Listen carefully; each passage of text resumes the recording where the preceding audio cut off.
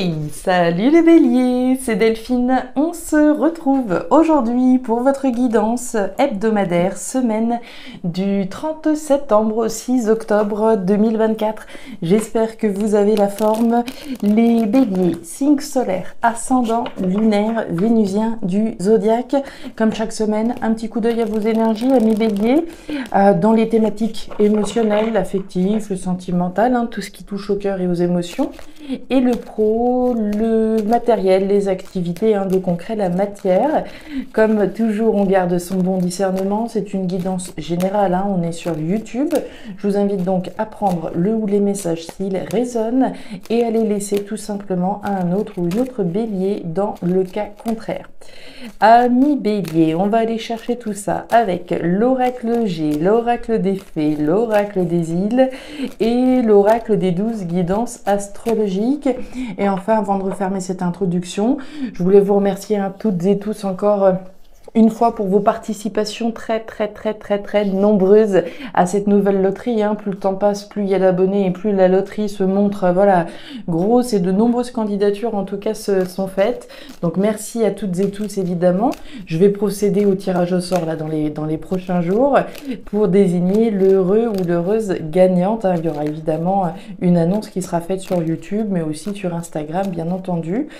Les béliers, perdez pas espoir si vous n'avez pas été sélectionné bien sûr. J'organise régulièrement des loteries. La prochaine sera certainement aux 30 000 abonnés et on s'y approche gentiment mais sûrement. Les béliers, je referme cette intro. C'est parti pour vous pour cette nouvelle semaine. Allez, on démarre avec la route. Alors, la route, voilà une énergie intéressante. Vous la voyez, cette route, elle prend certains virages. En tout cas, certains virages sont annoncés sur cette route. Le chemin de la vie, finalement, qui nous parle de bifurcation, qui nous parle de changement, bien entendu. Alors, du changement, ça fait quand même déjà quelques semaines, si c'est pas des mois pour certains, qu'on en parle, d'un changement. Alors, d'un changement, on va voir, peut-être qu'il a déjà eu lieu pour certains. Pour d'autres, on travaille dessus, on est en cours de bifurcation, on met les petits plats, gentiment mais sûrement, on fait des étapes. En tout cas, pour arriver au bout de cette bifurcation, planifie, Et derrière, on nous parle de l'été. Alors, l'été, énergie extrêmement positive, bien entendu, qui va représenter donc l'été, ça va de soi, qui va représenter une période de 3 mois. Donc, à tout choisir, on préfère avoir l'été que l'hiver, évidemment. Et puis, l'été, c'est cette énergie de récolte, d'abondance, évidemment. C'est une énergie extrêmement positive. Autrement dit, le changement qu'on voit là, avec cette route, ce changement se veut positif, se veut aller à la conquête de l'abondance, récolter le fruit de ses efforts au travers de ce changement que vous initiez. Ok, jusque-là, ça va. On continue. Allez, pour les béliers, 30 septembre au 6 octobre, on nous parle du bouquet. Alors, le bouquet, 3 niveaux de lecture différents. Déjà, le bouquet, donc c'est l'offre, c'est le cadeau, c'est la proposition. Si vous me suivez, si vous êtes fidèle de la chaîne, il y a différents niveaux de lecture avec ce bouquet. Le bouquet, je peux l'offrir. Je peux proposer quelque chose à quelqu'un. On peut vous faire une proposition, mais vous pouvez aussi vous offrir quelque chose, vous offrir l'opportunité de changer quelque chose dans votre vie. Le cadeau qu'on s'offre à soi-même, le cadeau qu'on reçoit ou qu'on offre. Ok, proposition. Est-ce qu'on vous ferait pas une petite proposition là qui va vous permettre de changer de route? Est-ce que c'est vous qui vous offrez cette opportunité-là, etc. On continue avec les nuages. Alors, les nuages, rien de bien grave, mais on perçoit effectivement encore des doutes, encore de la confusion. Ça reste passager. Donc, si vous êtes effectivement en train d'entreprendre un changement, quel que soit le domaine, sentimental, familial, matériel, professionnel. On voit bien que vous bossez dessus depuis un certain temps maintenant, mais qu'il peut y avoir encore quelques périodes de doute qui peuvent surgir. Le soleil est juste derrière, donc les doutes et la confusion vont laisser place à la lumière, d'accord? Allez, on continue avec l'oracle des îles, le nouveau chouchou de la chaîne. On continue pour nos béliers. Qui c'est qui a voulu sauter? Le chien. Alors, le chien, on nous parle de votre fidélité. La fidélité à quelqu'un, la fidélité à quelque chose, la fidélité à soi-même. La personne sur qui on peut compter, c'est sur nous avant tout, hein. Regardez-moi cette jolie énergie, le soleil. La joie, le bonheur, l'abondance. On en parlait d'abondance ici, hein, de récolter le fruit de son travail à travers cette nouvelle route. La joie, le bonheur, l'abondance. Allez, pour nos béliers, allez.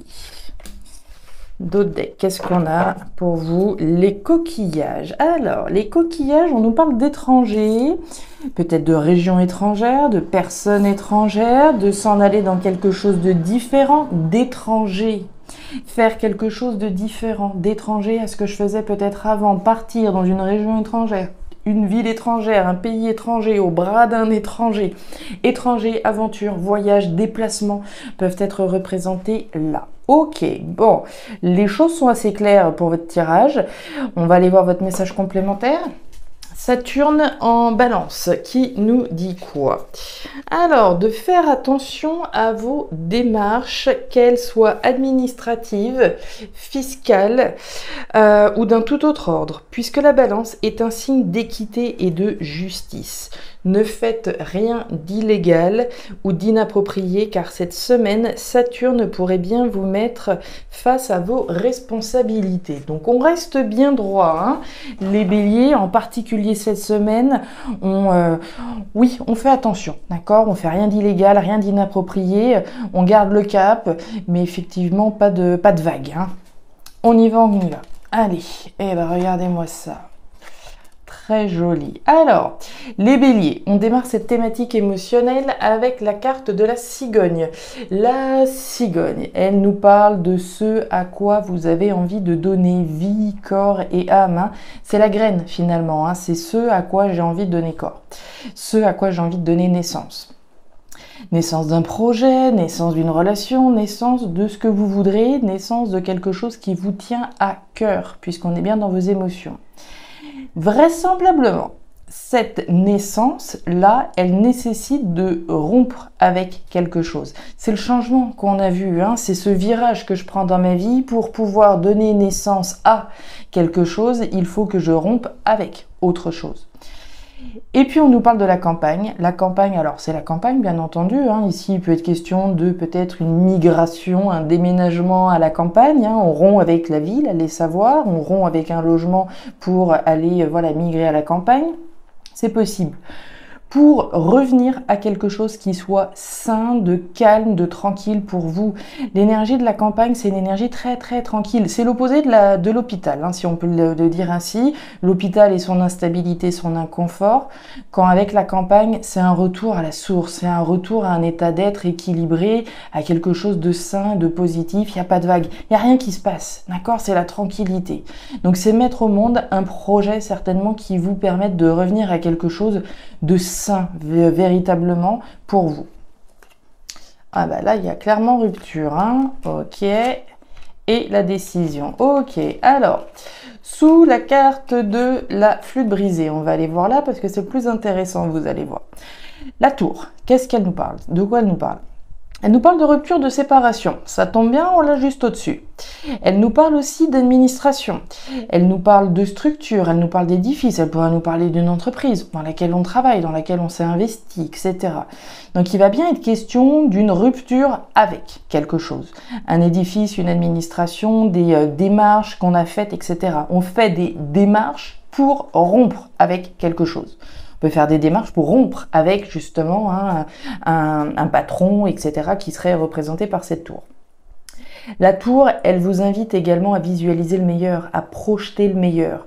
Quand je suis en haut de cette tour, j'ai une vue imprenable sur l'étendue des possibilités, sur ce que j'ai envie de mettre au monde, sur ce dans quoi j'ai vraiment envie de m'engager. Mais mes petits béliers, on en a encore qui se posent des questions, puisque vous avez la carte des chemins. Les chemins, c'est ce choix, c'est cette décision auquel vous devez faire face. C'est votre libre arbitre qui est représenté. Et on comprend mieux pourquoi les doutes, pourquoi la confusion, puisque certainement qu'on est encore un petit peu, les fesses entre deux chaises, comme on dit, et à se demander qu'est-ce que je fais, est-ce que c'est le bon moment peut-être pour rompre, est-ce que c'est le bon moment pour me séparer, pour m'engager dans quelque chose d'autre, avec quelqu'un d'autre, toute seule, tout seul. Si je suis accompagnée actuellement dans ma vie, je suis en couple, mais voilà, j'ai bien envie de donner naissance à autre chose et voilà, de vivre ma vie de célibataire. Donner naissance à une vie de célibataire, rompre avec quelqu'un pour s'engager dans autre chose, peut-être dans une autre relation ou pas. Il est question de couper pour pouvoir s'engager avec autre chose. À partir du moment où je prends une décision, je coupe automatiquement, je renonce à cette autre possibilité, de manière à pouvoir me diriger vers quelque chose de plus tranquille. C'est comme si, voilà, vous aviez besoin de revenir à quelque chose d'essentiel pour vous, hein, une forme d'état d'esprit, d'état d'être, de vous sentir apaisé certainement émotionnellement et aller dans une nouvelle aventure. On continue. Ouais, une décision, pour moi, on est clairement là-dedans, hein. Le foyer. Ouais, l'épée et la justice. Voyez-vous ça? On en parlait tout à l'heure, hein, de faire attention à la loi, la justice, notre chère balance qui est là. Alors, on démarre avec l'énergie de l'épée. L'épée, c'est la trahison. Il y a deux niveaux de lecture, vous allez voir dans votre tirage.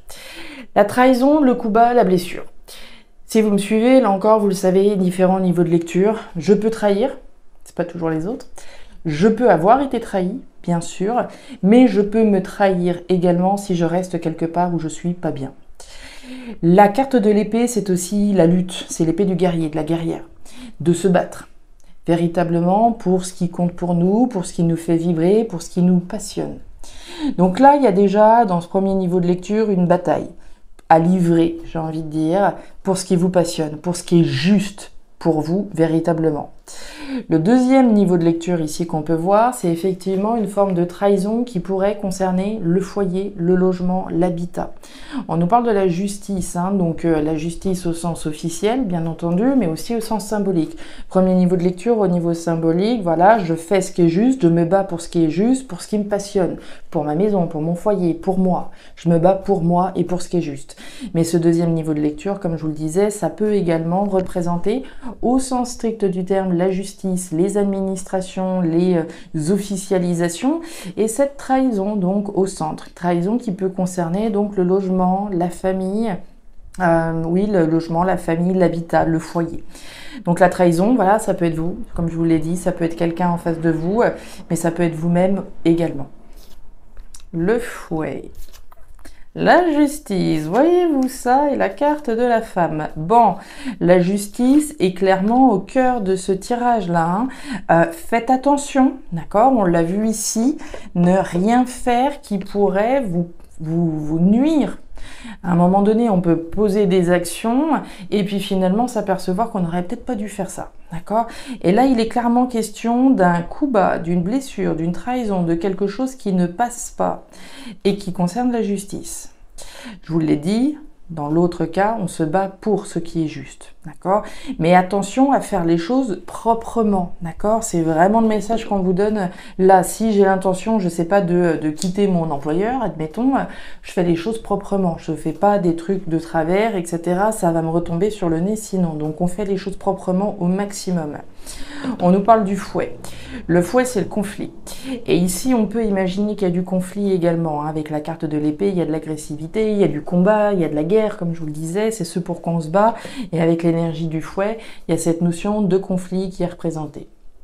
Conflit à l'intérieur de soi, évidemment, premièrement, mais aussi le conflit que l'on peut avoir peut-être avec quelqu'un, peut-être avec une structure par rapport au logement.